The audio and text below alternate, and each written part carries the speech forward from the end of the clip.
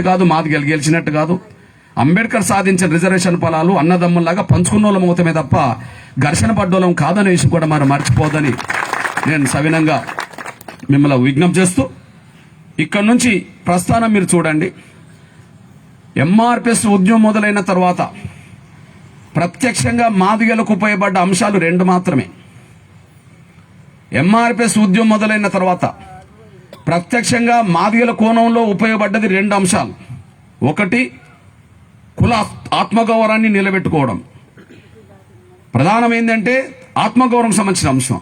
ఒకనాడు కులం పేరు చెప్పుకోవడానికి సిగ్గుపడ్డాం, ఇప్పుడు కులం పేరు చెప్పుకోవడానికి ధైర్యంగా ముందుకు వస్తున్నాం. ఇది 1000 సంవత్సరాలుగా రాని మార్పు మొదటిది వచ్చింది, మొదటిది ఉపయోగపడ్డది.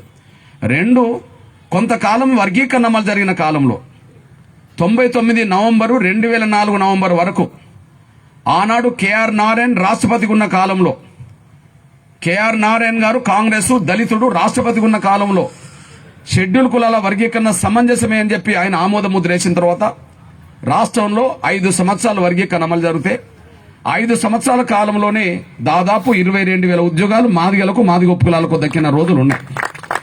అదే సమయంలో వందలాది మంది పిల్లలకు డాక్టర్లు, ఇంజనీర్ సీట్లు, వేలాది మంది పిల్లలకు వచ్చిన రోజులు కూడా ఆనాడు ఉన్నాయి.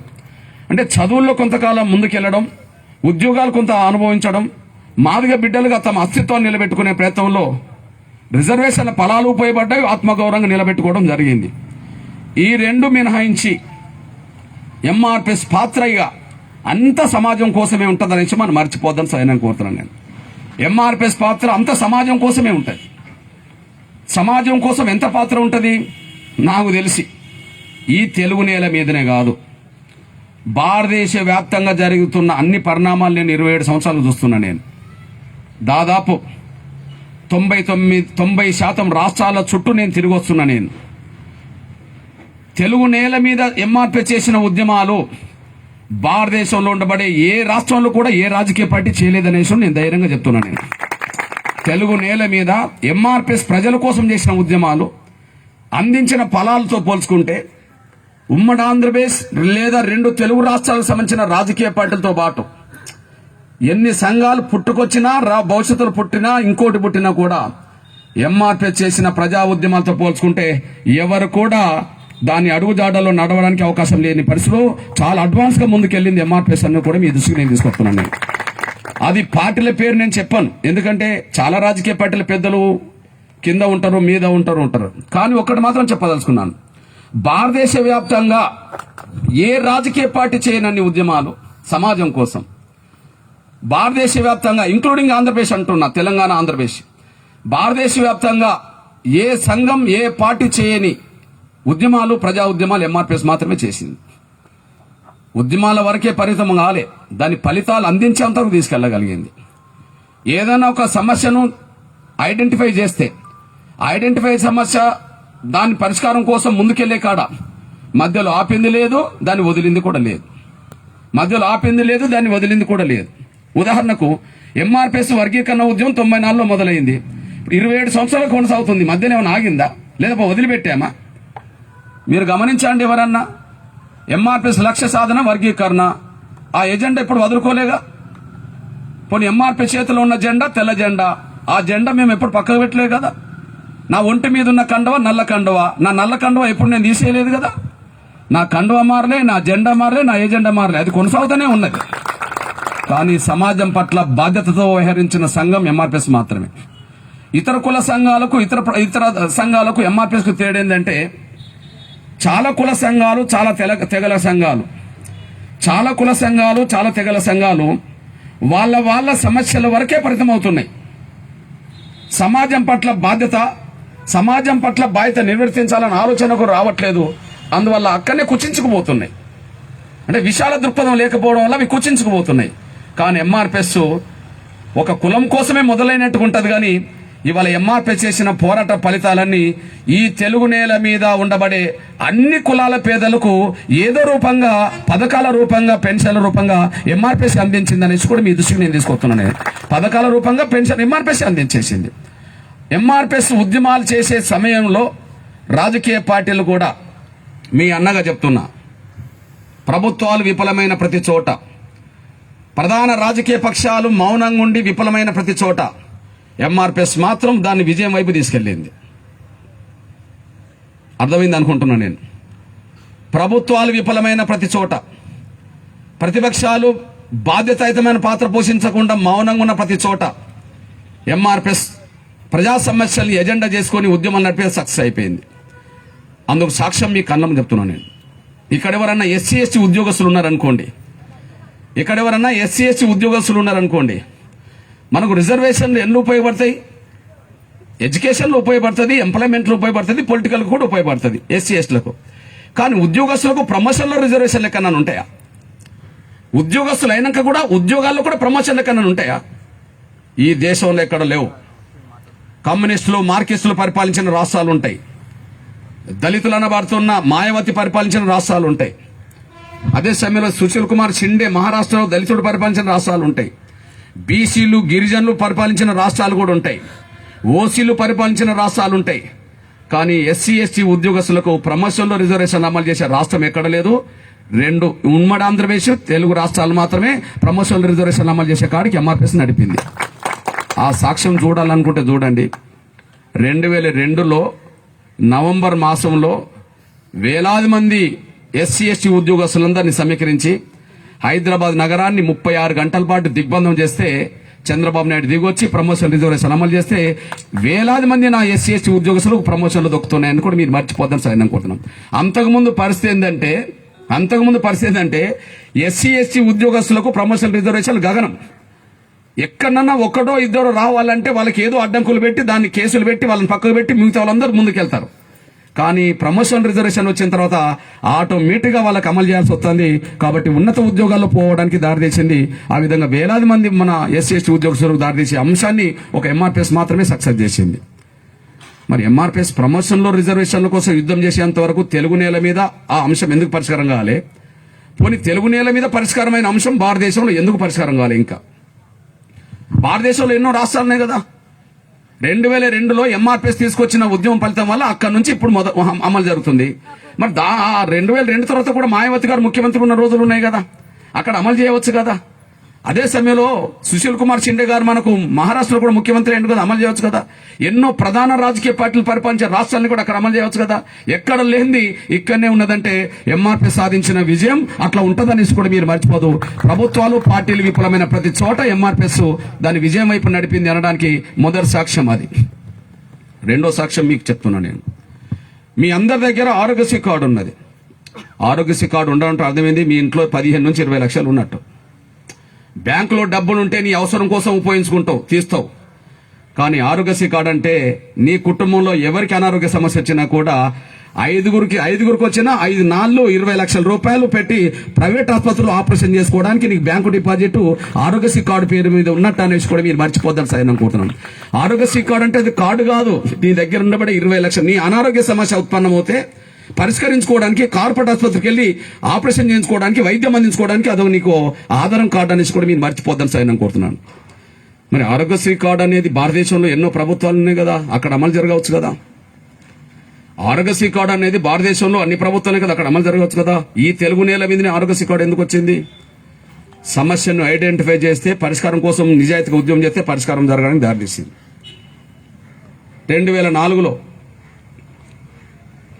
ఖమ్మం జిల్లా రెబ్బవరం అనే చిన్న గ్రామంలో వైరా మండలం దగ్గర ఒక చిన్న మీటింగ్ పెడుతున్నప్పుడు ఒక ముస్లిం కుటుంబం వచ్చి ఒక పేద బిడ్డను సంకలేసుకొని వచ్చి వాళ్ళ బిడ్డను, అన్నా మేము కష్టాలున్నాం, బాధలున్నాం, మా బిడ్డకు గుండె జబ్బు ఉన్నది, ఆపరేషన్ చేయించాలంటే మా దగ్గర డబ్బులు లేవు, ప్రభుత్వ ఆసుపత్రుల్లో ఆపరేషన్లు చేయనంటాండ్రు, ప్రైవేట్ ఆసుపత్రికి వెళ్తే 1,40,000 అడుగుతుండ్రు, నాకు ఒకనొక బిడ్డ, మగపిల్లలు లేరు, ఆడపిల్లలు లేరు, నా బిడ్డను కాపాడడానికి ఏమైనా ప్రయత్నం చేస్తావా? నేనేం చేయాలమ్మా? ఏదైనా డబ్బులు సాయం చేయమన్నారు. నా దగ్గర డబ్బులు లేవమ్మా. మీరు కూలీల్లో, నేను కూలీని, మీరు పేదలే, నేను పేదనే. మీకు చెప్తున్నా నేను వరంగల్లో నా కుటుంబాన్ని పోషించుకోవడానికి రిక్షా దొక్కినోని, ఆటో రిక్షా నడిపినోని, బండ కొట్టినోని. మన పేద వర్గాలకు సంబంధించిన వాళ్ళు రైతులకు భూములు ఉన్న వాళ్ళ దగ్గరికి ఏ కూలైతే చేసుకుంటారో ఆ కూలి చేసుకున్న వాడిని. ఉద్యమంగా మీ అందరు గుర్తింపు వచ్చి మీ అందరికి నేను పరిచయంగా కనిపించవచ్చు, కానీ పేదరికమే కదా. అట్లాంటప్పుడు నేను చెప్పాను, అమ్మా నా దగ్గర డబ్బులు లేవు అని.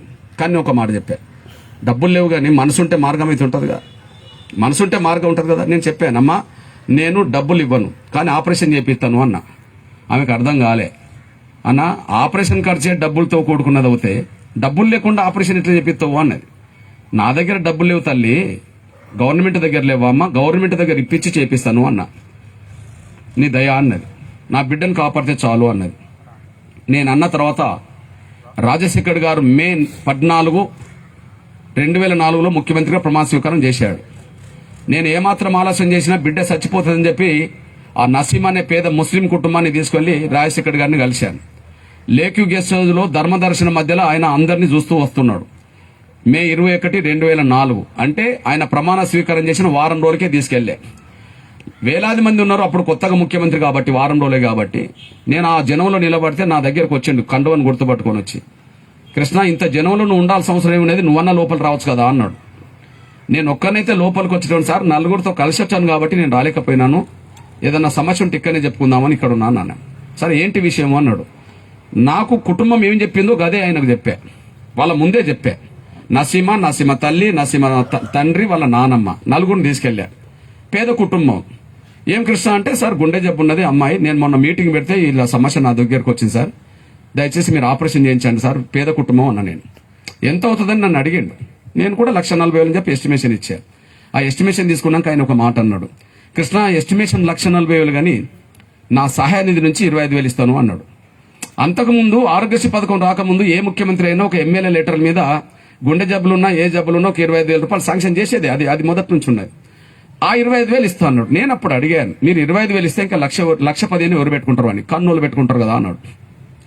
కన్నోళ్ళు పెట్టుకునే స్తోమత ఉంటే నాకు చెప్పేవాళ్ళు కాదు, నీకు దగ్గర తీసుకొచ్చాను కదా సార్, దయచేసి వాళ్ళు పేదలు, మీరు చేయించాల్సిందే అన్న. కృష్ణ నువ్వు చెప్పినట్టు నేను ఇని 1,40,000 ఖర్చు పెట్టి నేను ఆపరేషన్ చేపిస్తే ఇంతటితో ఆగదు కదా, లక్షలాది మంది నా దగ్గరకు వస్తే నేను ఏం చేయాలి అన్నాడు. సార్ కోటీశ్వర్ల బిడ్డలకు గుండె జబ్బులు వచ్చినా వాళ్ళు చేసుకుంటారు సార్, మరి పేదలకు వచ్చినప్పుడు నువ్వే చేయించాలి సార్, ఈ బిడ్డకైనా చేయించాలి, ఎవరికైనా చేయించాల్సిందా, నీ బాధ్యత కదా, గవర్నమెంట్ డ్యూటీ కదా అన్నాను. నువ్వు బాగానే చెప్తావులే కృష్ణ అని చెప్పి కొంత అసహనంతో వెళ్ళిపోతున్న మనిషిని చేయబట్టి వెనకకు తెప్పా. మీరు వెళ్ళడం భావ్యంగా లేదు సార్, మీరు కనుక ఆపరేషన్ చేయించకపోతే బిడ్డ చచ్చిపోతుంది, బాగుండదు సార్ అన్న. ఒకనొక బిడ్డ అని కొద్దిగా కోపానికి వచ్చాడు. పోతున్న మనిషిని గిట్ల పట్టి వెనకకు తిప్పినందుకు బాగుండదు సార్ అని చెప్పి నేను అన్నది అపార్థం చేసుకుని, ఏమైనా పోయేటోన్ని వెనకకు తిప్పి బాగుండదని నన్ను హెచ్చరిక చేస్తావా, అంతకంటే రూపాయి పెంచేది లేదు, నువ్వేం చేసుకుంటావు పో అన్నాడు. సార్ నువ్వు ఆ మాట అంటే నేను రోడ్డు మీద ఉద్యమం చేస్తాను అన్నా. చేసుకోపో, నీ సంగతి తెలుసు, చేసుకోపో అన్నాడు.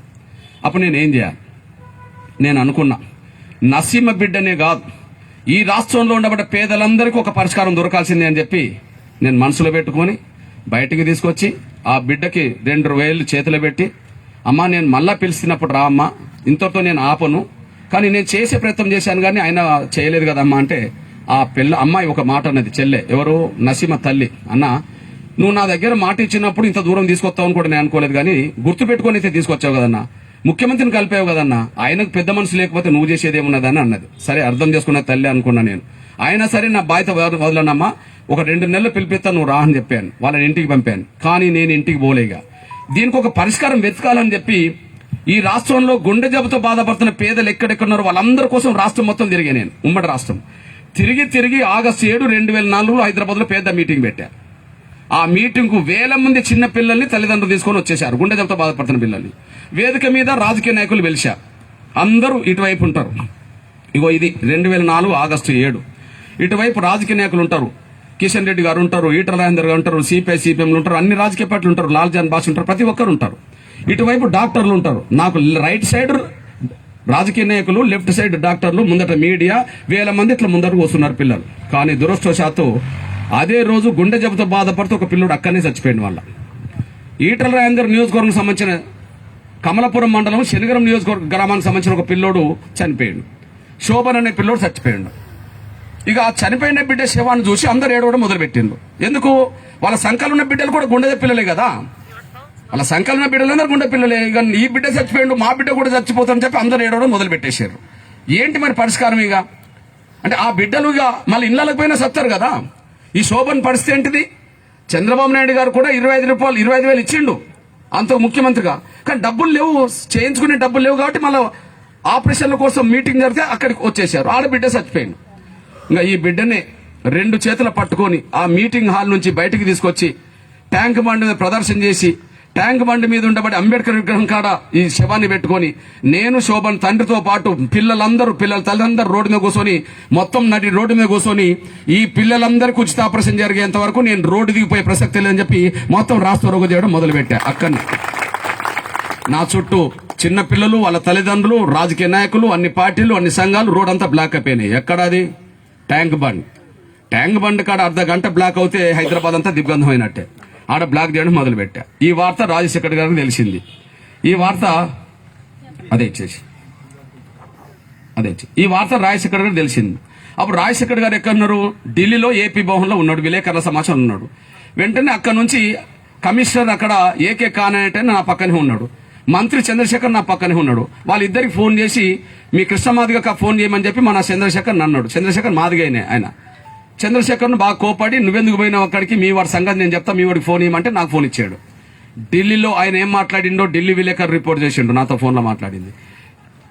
రాజశేఖర్ గారు నాకేం మాట్లాడిండో నేను అక్కడనే చెప్పడం జరిగింది, విలేకరుల మధ్యలోనే, నా మధ్యలో ఉన్నారు కాబట్టి.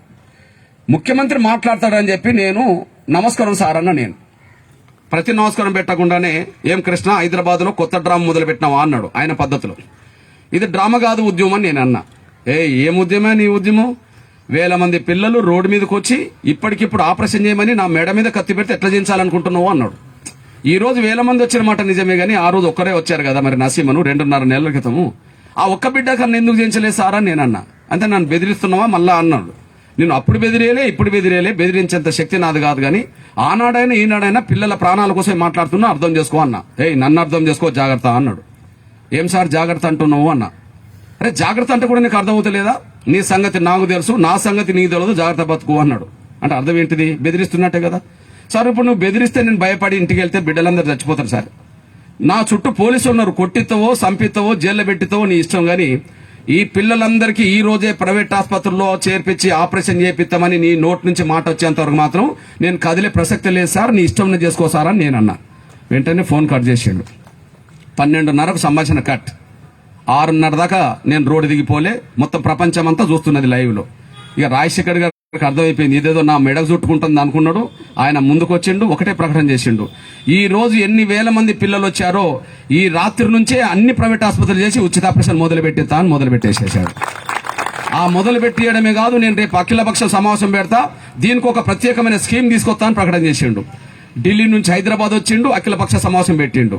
ఆ అఖిలపక్ష సమావేశంలో తీసుకున్న నిర్ణయమే పేదలందరికీ ఉచిత ఆపరేషన్ చేయించడానికి ఒక ప్రత్యేకమైన ఆరోగ్య బీమా తీసుకొస్తామన్నాడు. ఆరోగ్య బీమానే ఆరోగ్యశ్రీ పథకం అయిపోయిందనేసి కూడా మీరు మర్చిపోద్దని సైన్ కోరుతున్నాను. ఆరోగ్య బీమానే ఆరోగ్యశ్రీ పథకం అయిపోయింది. స్వయాన రాజశేఖర్ గారు ఒక సందర్భంలో నేను కిషన్ రెడ్డి గారు కలిసినప్పుడు నా 2 చేతులు పట్టుకొని క్షమాపణ చెప్పిండు. ఆనాడు నిన్ను బెదిరించడం నా తప్పే కృష్ణ, కానీ నువ్వు చేసిన ఆ ఉద్యమం ఫలితం వల్ల నాకు కొత్త ఆలోచన వచ్చి ఇవాళ ఆరోగ్యశ్రీ పథకం పెట్టాల్సి వచ్చిందని స్వయాన కిషన్ రెడ్డి గారు చెప్పిండు. చనిపోవడానికి 20 రోజుల ముందు నిండు శాసనసభలో ఆరోగ్యశ్రీ పథకం చర్చ జరిగినప్పుడు ఈ ఆరోగ్యశ్రీ పథకం పెట్టినాకనే ప్రజల్లో నాకు చాలా అభిమానం పెరిగింది. 2వ ముఖ్యమంత్రి కావడానికి ఆరోగ్యశ్రీ పథకం కారణమైంది. ఈ దేశంలో ప్రపంచంలో ఇట్లాంటి పథకం లేదని చెప్పి నన్ను చాలా మంది గౌరవిస్తున్నారు. కానీ ఇట్లాంటి పథకం రావడానికి నా సొంత ఆలోచన కాదు, ఎంఆర్పీఎస్ నడిపిన గుండె జబ్బుల ఉద్యమం వల్లనే ఆరోగ్యశ్రీ పథకం వచ్చిందని చెప్పి స్వయాన రాజశేఖర్ గారు నిండు శాసనసభలో చెప్పాడు. ఇప్పుడు మీరు చెప్పండి, ఈ భారతదేశంలో ఎన్నో పార్టీలు పరిపాలిస్తున్నాయి, పేదవాడికి కార్పొరేట్ వైద్యం ఎందుకు అందించట్లేదు? ఈ భారతదేశంలో ఎన్నో పార్టీలు పరిపాలిస్తున్నాయి కదా, ఒక పేదవాడు ఎక్కడికి పోవాలా? డబ్బులు ఉన్నోడు అమెరికాకు పోయి చేయించుకుంటాడు, అపోలోకి పోయి చేయించుకుంటాడు, కేర్కి పోయి చేయించుకుంటాడు, ఇంకో దగ్గర పోయి చేయించుకుంటాడు. మరి పేదోడు ఎక్కడ చేయించుకోవాలా? కానీ పేదోడి అనారోగ్య సమస్యకు పరిష్కారం ఎక్కడ దొరికిందంటే ఈ తెలుగు నేల మీదనే దొరికిందే తప్ప భారతదేశంలో ఎక్కడ దొరకలే, ప్రపంచంలో ఎక్కడ దొరకలేదు. మరి తెలుగు నేల మీద ఉన్న రాజకీయ పార్టీల కంటే ప్రభుత్వాలకు సోయి లేని సమయంలో, ప్రతిపక్షాలకు ఈ సమస్య ఏందో అర్థం కాని సమయంలోనే ఎంఆర్పీఎస్ దాన్ని టేకప్ చేసింది, సాధించి పెట్టింది. ఇవాళ ప్రతి పేద కుటుంబం దగ్గర ఆరోగ్యశ్రీ కార్డు ఉండమంటే 15 నుంచి 20 లక్షల రూపాయలు మీ ఆరోగ్య భద్రత కోసం డిపాజిట్ చేసినట్టు అనేసి కూడా మీరు మర్చిపోద్దని సైన్ అనుకుంటున్నాను. ఒకరోజు మళ్ళీ నేను ఈ అంశం అయిపోయినాక విశాఖపట్నంలో ఒక పబ్లిక్ మీటింగ్లో 2007లో ఉన్నప్పుడు ఒక 10-15 మంది వికలాంగుల తమ్ముళ్ళు నా దగ్గరకు వచ్చి, అన్నా నువ్వు పేదల బిడ్డల కోసం కష్టపడితే అందరికి ఆరోగ్యశ్రీ పథకం వచ్చింది కదా, మరి మా కాళ్ళు లేని వాళ్ళ కోసం, చేతులు లేని వాళ్ళ కోసం, కళ్ళు లేని వాళ్ళ కోసం మా కోసం ఏదైనా చేయవచ్చు కదా అని చెప్పి వాళ్ళు అడిగినప్పుడు ఏం చేస్తే బాగుంటుందో చెప్పండి అని చెప్పి నేను అడిగితే, అన్నా మా కుటుంబం మమ్మల్ని భారం అనుకుంటుంది, పెన్షను 200, మా కుటుంబానికి మేము భారం కావడం వల్ల మా వాళ్ళు ఎన్ని తిట్లు తిట్టినా పడాల్సి వస్తుంది, ఎంత అవమానించిన పడాల్సి వస్తుంది, మేము అవమానాలు పడకుండా మా కుటుంబానికి భారం కాకుండా మాకు ఏదైనా పెన్షన్ పెరిగేటట్టు చూడు అని అన్నాడు. అది విశాఖపట్నంలో నన్ను అడిగిన మాట. ఆ అడిగిన మాటగా ఆన్సర్గా నేను చెప్పింది ఏంటంటే, సరే ఎంత పెన్షన్ పెరిగితే మీ కుటుంబానికి భారం కాకుండా ఉంటారో చెప్పండి అన్న నేను. వాళ్ళు 200 పెన్షన్ రోజులు, అవి 2007లో 200 పెన్షన్ రోజులు. చూడు రాజకీయ పార్టీలు ఎంత ఎంత నిర్లక్ష్యంగా ఉంటాయంటే, ఒక విషయం గుర్తు చేస్తున్నా చూడండి. ఎన్టీ రామారావు కాలంలో పెన్షన్లు 75 రూపాయలు, 50 రూపాయలు పెన్షన్ ఉండే. చంద్రబాబు నాయుడు 9 ఏళ్లు పరిపాలించినప్పుడు పెన్షన్లు 75 రూపాయలు అయినాయి, అంటే 25 రూపాయలు పెంచిండు. రాజశేఖర్ గారి కాలంలో 200 రూపాయలు పెన్షన్ వచ్చింది. కానీ గుర్తు చేస్తున్నది ఏంటంటే, పెన్షన్ కార్డు ఎంత పిసినార్తనంతో ఉంటారంటే, చంద్రబాబు నాయుడు పరిపాలించింది 9 ఏళ్లు, ఆయన పెంచింది 25 రూపాయలు. ఎన్టీ రామారావు నాటికి 50 రూపాయలు పెన్షన్ ఉన్నదంటే ఈయన పెంచింది ఎంత అని అర్థం? 25 పెన్షన్. ఇక రాజశేఖర్ గారి గురించి చెప్తున్నాను నేను. 200 పెన్షన్ ఇచ్చినప్పుడే ముసలోళ్ళందరూ, వికలాంగుల ముసలోళ్ళందరూ అబ్బో రాజశేఖర్ గారు దేవుడు అనేవాళ్ళు. ఎందుకంటే 200 కదా, 175కు 120 కలిపి 200 ఇచ్చింది కదా, దేవుడు అనేవాళ్ళు. కానీ రాజశేఖర్ గారు కూడా పెద్ద మనసు ఎట్లా చేసుకోలేదో నేను సాక్ష్యం చెప్తున్నాను నేను. 2004 కాంగ్రెస్ పార్టీ మేనిఫెస్టో మీరు చదవండి. 2004 కాంగ్రెస్ పార్టీ మేనిఫెస్టో ఏముంటుందంటే, టీడీపీ 75 రూపాయలు పెన్షన్ ఇస్తుంది, కాంగ్రెస్ కనుక అధికారం వస్తే దానికి 150 కలిపి, 75కు 150 కలిపి 225 పెన్షన్ ఇస్తామని చెప్పి అందులో ఉంటుంది. ఎంత ఇస్తానని? 225 ఇస్తానని ఉంటుంది. మరి రాజశేఖర్ గారు ముఖ్యమంత్రి ఎప్పుడు అయ్యిండు? 2004లో అయ్యిండు. మరి పెన్షన్ ఎంత ఇచ్చిండు? 200 ఇచ్చిండు. 2005లో ఎంత ఇచ్చిండు? 200 ఇచ్చిండు. 2006లో ఎంత ఇచ్చిండు? 200 ఇచ్చిండు. 2007 ఎంత ఇచ్చిండు? 200 ఇచ్చేసిండు. అంటే ఎంఆర్పిఎస్ పెన్షన్ గురించి మాట్లాడేంత వరకు ఆయన ఇవ్వాల్సింది కూడా ఇవ్వలే. ఇవ్వాల్సింది 225, ఇచ్చింది 200. ఎగ్గొట్టింది ఎంత? ఎగ్గొట్టిన 25 గురించి ఎవరు ఆలోచించలేదు, కానీ ఇచ్చిన 200 చూసుకున్నారు అందరు కలిసి. అబ్బో చంద్రబాబు నాయుడు 75 ఇస్తే 200 ఇచ్చిన మహానీయుడు అని చెప్పి అనుకునే వాళ్ళు తప్ప, ఈ మహానీయుడు కూడా 25 రూపాయలు ఎగ్గొట్టినని ఎవరు అనుకోలే. అట్లాంటి సమయంలో వాళ్ళు నాకు ముందు చెప్పింది, అన్నా మా కుటుంబానికి భారం కావద్దనుకుంటే, మేము బయట ఎక్కడ అరుకోవద్దనుకుంటే ఒక 1500 దాకా పెన్షన్ సాధించమని చెప్పారు. అసలే 25 రూపాయలు ఇవ్వడానికి సిద్ధంగా లేని రోజుల నుంచి 1500 రూపాయలు టార్గెట్ మనకిస్తే అది ఎంత ఇబ్బంది ఉంటుంది. అయినా సరే అని చెప్పాను, 1500 కాదు, ఈ తెలుగు నేల మీద ఏదో ఒక రోజు దానికి 3000 దాకా తీసుకొచ్చే బాధ్యత తీసుకుంటామని చెప్పి స్పష్టంగా యుద్ధం చేశాం. ఆ యుద్ధం ఎంత తీవ్రమైంది? ఈ ప్రపంచంలో ఎక్కడన్నా 1 లక్షల మందితో వికలాంగుల మీటింగ్ పెట్టిన చరిత్ర ఏ పార్టీకో ఏ సంఘానికో చెప్పండి. నేను మన దేశం గురించి చెప్పట్లేదు, ప్రపంచం గురించే చెప్తున్నా. ప్రపంచంలో లక్షల మంది వికలాంగులు, కాళ్ళు చేతులు కళ్ళు లేని వాళ్ళు ఒక దిక్కు సమకూర్చబడ్డ చరిత్ర, సమీకరించబడ్డ చరిత్ర కన్నా ఉన్నదంటే ఒక్క హైదరాబాద్లోనే ఎంఆర్పిఎస్ ఆధ్వర్యంలోనే ఉంటుంది. ఆ లక్షల మందితో చేసిన పోరాట ఫలితం అంతిమంగా ఉద్యమానికి దారితీసింది. రాత్రి రోడ్డు మీద నిలబెట్టాం. ఆనాడు చావు బతుకుల మధ్యలో యుద్ధం చేశాం. రాజశేఖర్ గారు దిగొచ్చి 500 అన్నాడు. అన్న 500 కూడా అమలు చేయకపోతే మళ్ళీ నేను ఆమర దీక్ష చేయాల్సి వచ్చింది. ఆమర దీక్ష ఫలితమే 500, 1500, ఇవాళ 3000 దాకా వచ్చినాయని కూడా మీరు మర్చిపోద్దని సహనం కోరుతున్నాను నేను. ఎంత వచ్చినాయి? ఇవాళ 3000 రూపాయలు 16 వచ్చినాయి. నీకు ఎక్కడన్నా చెప్పండి, అసలు 3016 ఏంది, 16 ఏందో చెప్పండి. ఇప్పుడు మనం పెళ్లిళ్ళకి వెళ్ళినప్పుడు ఏం చేస్తామే, 116, 216, 1016 ఏదో 10 మరి కేసీఆర్ 16 ఎట్లిస్తాడు? దానికి ఒక కారణం ఉన్నది. ఏంటంటే ముందు 1500 సాధించాం. 1500 సాధించినాక మొన్న ఎన్నికలకు ముందు నేను అన్ని ప్రతిపక్ష పార్టీల దగ్గరికి వెళ్ళి 3000 అనిపించాం. ముందు ప్రతిపక్ష పార్టీలు ఏం చేసినా ఎంఆర్పిఎస్ సహకారం కోరినాయి. నేనేం చేశా, మీకు మేము సహకరించాలంటే మా పెన్షన్ పెరిగేటట్టు చూడమని నేను చెప్పా.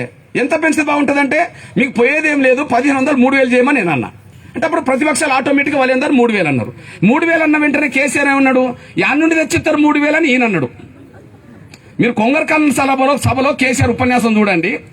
కొంగరకాలం సభలో కేసీఆర్ ఉపన్యాసం ఏంటంటే, ఈ కాంగ్రెస్ వాళ్ళు, ఈ ప్రతిపక్ష పార్టీలు యాడ్ నుండి తెచ్చిస్తారా 3000 రూపాయలు బడ్జెటే లేదు అని ఆయన అన్నాడు. అన్న తర్వాత వాళ్ళకి అర్థమైపోయిందంటే, అరే నీ మనం ఎందుకు ఇవ్వని వాళ్ళు కావాలి, వాళ్ళు ఇచ్చేటోళ్ళు అయింది, మనం ఎందుకు ఇవ్వని వాళ్ళు కావాలి, అసలు దానికంటే పెంచుదామని చెప్పి వీళ్ళు 3016 అన్నారు. అంటే లాస్ట్కు 16 రూపాయలు దాకా వచ్చేసింది. నేను అంటున్నా, ఈ భారతదేశంలో ఎన్నో రాష్ట్రాలు కదా తెలుగు నేల మీద తప్ప, ఆంధ్రప్రదేశ్ తెలంగాణ రాష్ట్రంలో 3000 తప్ప, నరేంద్ర మోడీ గారు సొంత రాష్ట్రం గుజరాత్లో 1000 రూపాయలు ఉన్నదా? భారతదేశంలో ఎన్నో రాజకీయ పార్టీలు పరిపాలిస్తున్నాయి, అక్కడేమన్నా 2000 రూపాయలు పెన్షన్ ఉన్నదా? పోనీ 1000 రూపాయలు పెన్షన్ ఇచ్చే రాష్ట్రాలు చూపెడతారా? లేవు. మరి ఎక్కడ 1000 రూపాయలు దాటలే, 2000 దాటలే, ఈ తెలుగు నేల మీదనే 3000 రూపాయల పెన్షన్ వచ్చిందంటే ఒక ఎంఆర్పిఎస్ యుద్ధం చేస్తేనే తప్ప వేరే కాదనేసి కూడా మీరు మర్చిపోద్దని సహినం కోరుతున్నాను. మరి ఏ రాజకీయ పార్టీ పాత్ర పోషించే? అప్పుడు ఒక సందర్భంలో మా తమ్ముడు సిపిఎం తమ్ముడు ఉన్నాడు కదా, ఓ సందర్భంలో ఏదో పని మీద నేను CPM party RTC cross road దగ్గర ఉండబడే సిపిఎం పార్టీ రాష్ట్ర కార్యానికి వెళ్ళాను. వెళ్ళినప్పుడు అప్పుడు పాపం కొరటాల సత్యనారాయణ గారు జ్యోతి కట్టుకుంటాడు కదా, పెద్ద ఆయన ఉన్నాడు. ఉండి ఆయన ఏమన్నాడంటే, కృష్ణ మాకు దొరకని సమస్యలు నీకెట్లా దొరికినాయి అన్నాడు. ఈ గుండె జబ్బుల ఉద్యమం ఏంది, ఆరోగ్యశ్రీ పథకం ఏంది, ఈ వికలాంగుల ఉద్యమం ఏంది, వాళ్ళ పెన్షన్ ఏంది, నీకు ఎట్లా దొరికినాయి అన్నాడు. సార్ నిరంతరం ప్రజలు ఉంటున్నాం కాబట్టి ఏదో ఒక ప్రజలు వచ్చి వాళ్ళ ఆపదో కష్టమో చెప్పినప్పుడు ఆ సమస్య న్యాయమైతే దాన్ని పట్టించుకుంటే ఉద్యమంగా మారింది సార్ అని చెప్పేటప్పటికి ఏదైతే మేము చేయలేని పోరాటాలు మాత్రం నువ్వు చేసావు కృష్ణ అని చెప్పి కొరటాల సత్యనారాయణ వాళ్ళ పార్టీ కార్యంలో అన్న సందర్భం ఉన్నది. అంటే ఎంఆర్పిఎస్ అనేది రాజకీయ పార్టీల కంటే క్రియాశీలకంగా సమాజం కోసం ఉన్నది అనడానికి పెద్దలు కొరటాల సత్యనారాయణ అనడమే సాక్ష్యం అనేసి కూడా మీరు మర్చిపోద్దని సైన్యం కోరుతున్నాను. ఇకపోతే నేను ఒక 3వ విషయం చెప్తున్నా, మీరు గ్రహించండి ప్లీజ్. ఏమా ఒక 3వ విషయం చెప్తే గమనించండి. నేను ఇప్పుడు ఒక మాట చెప్పాను, ప్రభుత్వాలు విఫలమైన చోట, ప్రతిపక్షాలు మౌనంగా ఉన్న చోట ఎంఆర్పిఎస్ సమస్యను ఎట్లా ఐడెంటిఫై చేస్తుందో గుర్తు చేస్తున్నా. నేను మళ్ళీ దానికి కట్టుబడి ఉన్నా. ప్రభుత్వాలు విఫలమైన చోట, ప్రతిపక్షాలు మౌనంగా ఉన్న చోట ఎంఆర్పిఎస్ సమస్యను ఎట్లా ఐడెంటిఫై చేస్తుందో ఒక సమస్య చెప్తున్నా నేను. ఎగ్జాంపుల్, ఇక్కడ వృద్ధులు ఉన్నారు, వితంతులు ఉన్నారు. వృద్ధులకు వితంతులకు పెన్షన్ ఎంత? ఒకనాడు 200 ఉండే, ఇవాళ ఎంత అయింది? 2016లో వచ్చేసింది. ఈ సమస్యకు పరిష్కారం కనుక్కున్నది ఎవరంటే ఎంఆర్పిఎస్. ఎట్లనో చెప్తున్నా చూడండి. ఎంఆర్పిఎస్ పట్టించుకోకపోతే ప్రభుత్వాలు ఎలా పట్టించుకోవో సాక్ష్యం. 2004 మే నెలలో రాజశేఖర్ గారు 200 ఇచ్చిండు. కానీ కిరణ్ కుమార్ రెడ్డి గారు దిగిపోయే నెల కూడా 2014 మే నెల, జూన్ 2, 2014 తెలంగాణ ముఖ్యమంత్రి కేసీఆర్ వచ్చేసిండు. మరి 2004 మే నెలలో 200, 2014 మే నెలలో కూడా 200. అర్థమైంది కదా? రాజశేఖర్ గారు 200, రోషే 200, కిరణ్ కుమార్ రెడ్డి గారు దిగిపెట్టేటప్పుడు 200. ప్రభుత్వం 10 ఏళ్లు పరిపాలించింది, రూపాయి పెరిగిందా? ప్రభుత్వం 10 ఏళ్లు పరిపాలించింది, రూపాయి పెరిగిందా? రూపాయి పెరగలేదు. ఎందుకు పెరగలేదు? అక్కడనే ప్రతిపక్షాలు మౌనం కనిపిస్తాయి. ఎందుకు పెరగలేదంటే అక్కడనే ప్రతిపక్షాలు మౌనం కనిపిస్తుంది. ప్రతిపక్షాలు అడిగినా పెరిగేది, ప్రభుత్వానికి చిత్తశుద్ధి ఉన్నా పెరిగేది. ప్రభుత్వానికి చిత్తశుద్ధి లేదు, ప్రతిపక్షాలు అడిగేటట్టు లేదు. కానీ అక్కడనే ఎంఆర్పిఎస్ సెంటర్ అయింది. ఆ ఎంఆర్పిఎస్ సెంటర్ కావడానికి కారణం వరంగల్ జిల్లా, ఆరోగ్యశ్రీ పథకం రావడానికి కారణం ఖమ్మం జిల్లా, వికలాంగుల పెన్షన్ పెరగాలని యుద్ధం చేయడానికి కారణం విశాఖ జిల్లా, వృద్ధుల వితంతుల పెన్షన్ 10 ఏళ్లు గడిచిన రూపాయి పెరగకపోతే ఇవాళ 2000 దాకా సాధించింది వరంగల్ జిల్లా, ఉమ్మడి వరంగల్ జిల్లా. ఎట్లా? ఇదెవరో చెప్తే చేయలేని, ఇదెవరో చెప్తే చేయలే, ఒక పేపర్లో చూసి చేశా. ఆ పేపర్ 2 వరంగల్ జిల్లాయే. నేను ఢిల్లీ నుంచి ఏపీ ఎక్స్ప్రెస్ లో వచ్చినప్పుడు ఒక సమస్య, మళ్ళీ మీటింగ్ వచ్చినప్పుడు ఒక సమస్య ఈ వరంగల్ జిల్లాలో కనిపించింది. ఇది చూడండి, ఈ ఫోటో చూడండి.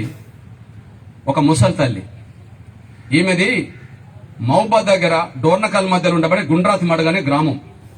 3 ఆడపిల్లల తల్లి. పెద్ద కూతురు మహబూబాద్లో ఉంటుంది, పెద్ద కూతురు దగ్గర ఈమె ఉంటుంది. ఈ పెద్ద కూతురు దగ్గర ఉన్న రోజుల్లో పెద్ద కూతురుకు తల్లిని భారం అనుకున్నది. నా ఇంట్లో ఒక దగ్గరనే ఉంటుంది, ఇంకా 2 కూతురు ఉన్నారు కదా, 2 కూతురు దగ్గరికి వెళ్ళవచ్చు కదా, నా దగ్గరనే ఉంటుందని చెప్పి బాధ పెట్టుకొని తల్లిని చూడకుండా ఏం చేసిందంటే, ఎక్కడనో పడేసి వస్తే నాకు భారం తగ్గుతుంది కదా అని చెప్పి ఇంట్లో నుంచి ఆటో ఎక్కించుకొని, ఇంటికి బయటికి తీసుకొచ్చి ఆటో ఎక్కించుకొని దవాఖానకి తీసుకెళ్తా అని చెప్పి మహబూబాద్ నుంచి తీసుకొచ్చి నర్సంపేట బస్ స్టాండ్ లో వదిలేసి వెళ్ళిపోయింది.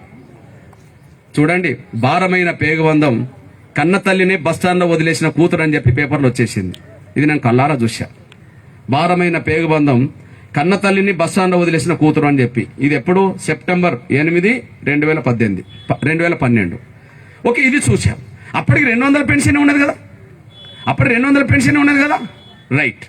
నేను మళ్ళీ ఇక్కడ ఒకరు చూసా. మళ్ళా మన చిట్యాలు ఉన్నది కదా మండలం, ఆ చిట్యాల్లో రాజిరెడ్డి వెంకన్న నరసమ్మ, 80 సంవత్సరాల వయసులో రాజిరెడ్డి, 70 సంవత్సరాల వయసులో వెంకన్న నరసమ్మ పురుగుల మందు పోసుకొని చచ్చిపోయిండు. చూడండి, బువ్వ కరువై బతుకు బరువై, పండుటాకుల ఆత్మహత్య, పోషించే దిక్కులేక అగాత్యం.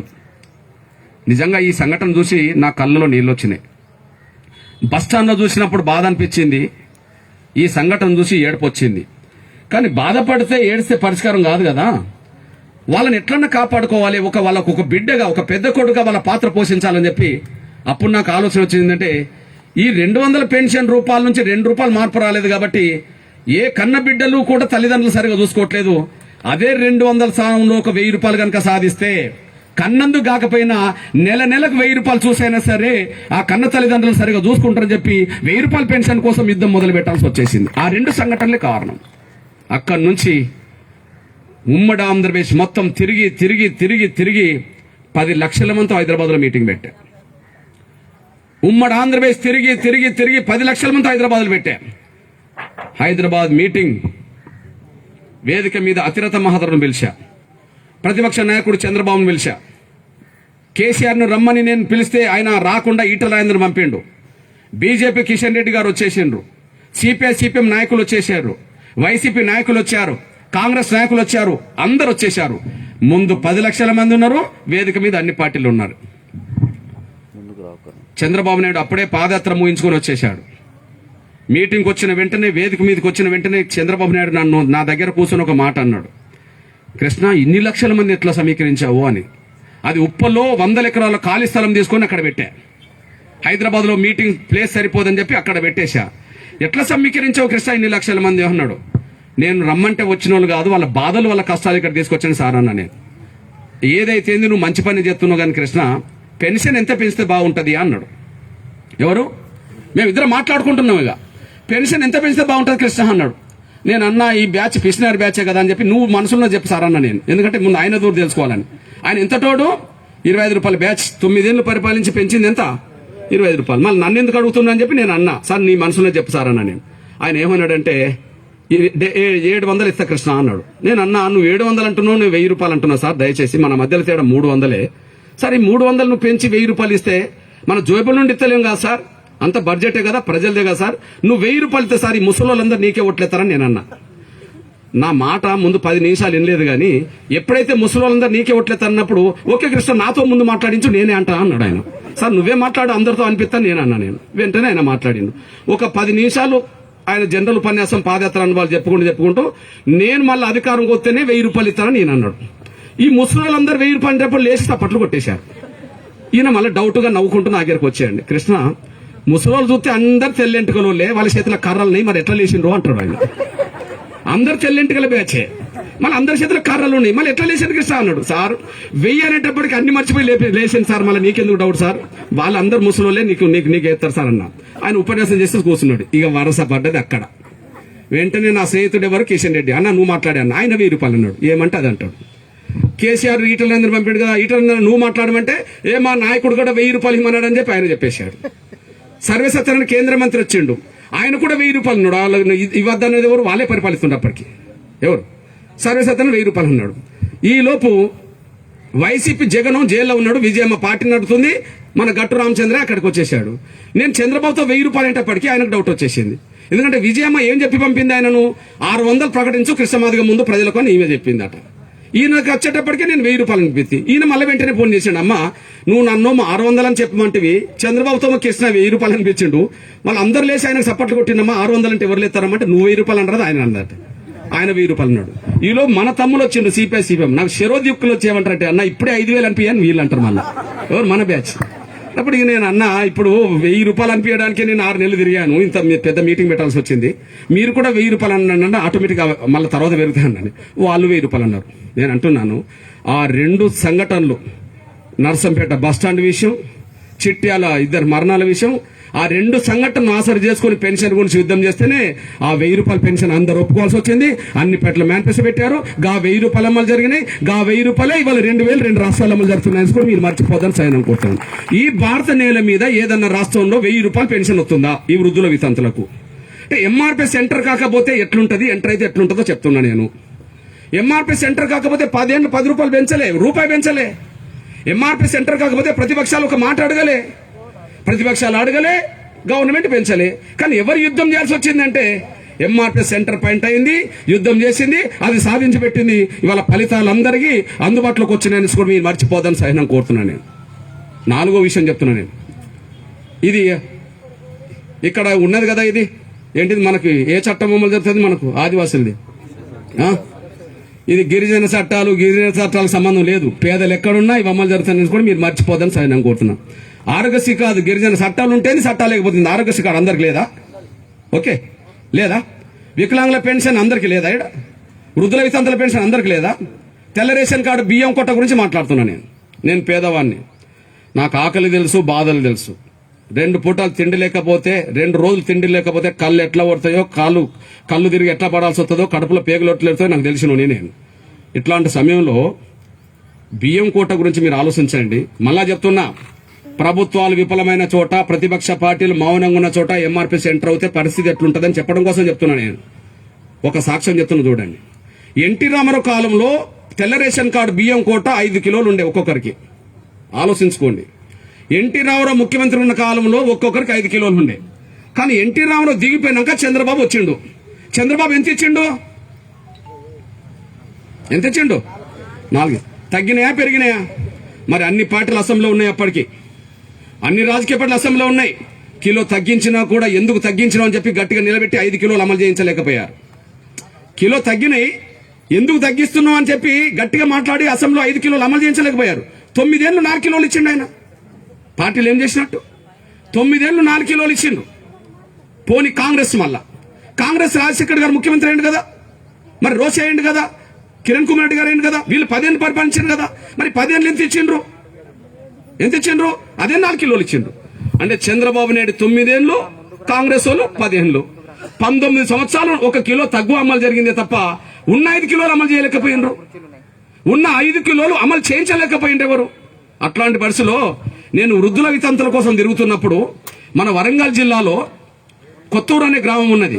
వాళ్ళ మండలం ఏంది? విజయ మండలం. మన విజయ మండలం రాయపర్తి మండలంలో వృద్ధుల వితంతుల మీటింగ్ పెట్టి కొత్తూరు అనే గ్రామంలో లంచ్కి మన వాళ్ళు నాకు భోజనాన్ని తీసుకెళ్ళిండ్రు. ఆ భోజనాన్ని తీసుకెళ్లిన కాడ మన వాళ్ళు ఏమన్నారంటే, అన్న నువ్వు అన్ని చేస్తున్నావు కానీ ఇక బియ్యం కొట్ట పెరిగేటట్టు చూడు అన్నారు. నన్ను ఎందుకు అన్న, నేను ఈ నెలకి ఇచ్చే బియ్యం 4 కిలోలు అవుతే అందరికి సరిపోతలేవు, మళ్ళీ బయట కొనాల్సి వస్తుంది. ఆ బయట కొంటే ఇదే బియ్యం మళ్ళీ అక్కడ 30-40 రూపాయలు పెట్టి కొనాల్సి వస్తుంది. ఇక్కడ కిలోకు రూపాయి దొరికే బియ్యమే మళ్ళీ 20-30 రూపాయలు ఎందుకు కొనాలన్నా? అదే బియ్యం కోట పెరిగితే అక్కడ బయట కొనేది తగ్గుతుంది కదా, మనకు డబ్బులు కొంత మిగిలితే మన బిడ్డలకు ఉపయోగపడుతుంది కదా అన్నారు. అబ్బా కరెక్ట్ పాయింట్ చెప్పిండు కదా అని చెప్పి నేను వాళ్ళకి మాట ఇచ్చా.